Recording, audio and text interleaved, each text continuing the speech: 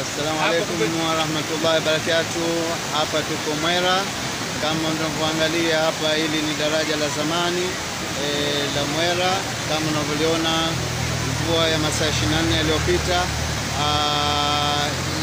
maji yamevuka, na kama mnavyoona hali ilivyo hivi sasa hapa.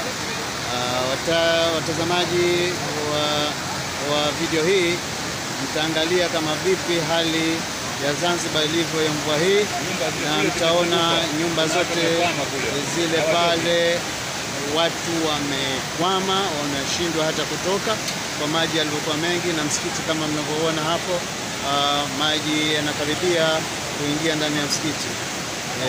Mwenyezi Mungu ajalie mvua hii ya salama na kheri, na ajalie kila la kheri. Asante. Assalamu alaikum warahmatullahi wabarakatuh.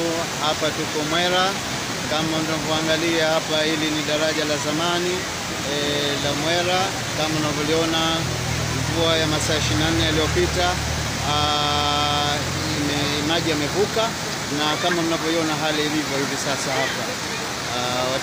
Watazamaji wa video hii mtaangalia kama vipi hali ya Zanzibar ilivyo ya mvua hii, na mtaona nyumba zote zile pale, watu wamekwama, wanashindwa hata kutoka kwa maji yalivyokuwa mengi, na msikiti kama mnavyoona hapo, maji yanakaribia kuingia ndani ya msikiti. Mwenyezi Mungu ajalie mvua hii ya salama na kheri, na ajalie kila la kheri. Asante. Assalamu alaikum warahmatullahi wabarakatuh.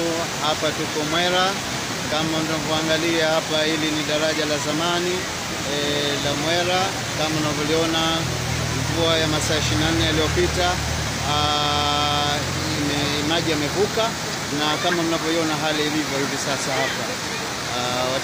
Watazamaji wa video hii mtaangalia kama vipi hali ya Zanzibar ilivyo ya mvua hii, na mtaona nyumba zote zile pale, watu wamekwama, wanashindwa hata kutoka kwa maji yalivyokuwa mengi, na msikiti kama mnavyoona hapo, maji yanakaribia kuingia ndani ya msikiti.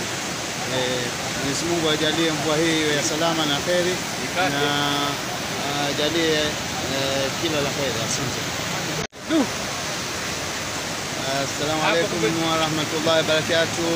Hapa tuko Mwera, kama mnavyoangalia hapa, hili ni daraja la zamani la Mwera. Kama mnavyoona, mvua ya masaa 24 yaliyopita maji yamevuka, na kama mnavyoona hali ilivyo hivi sasa hapa. Watazamaji wa video hii mtaangalia kama vipi hali ya Zanzibar ilivyo ya mvua hii, na mtaona nyumba zote zile pale, watu wamekwama, wanashindwa hata kutoka kwa maji yalivyokuwa mengi, na msikiti kama mnavyoona hapo, maji yanakaribia kuingia ndani ya msikiti.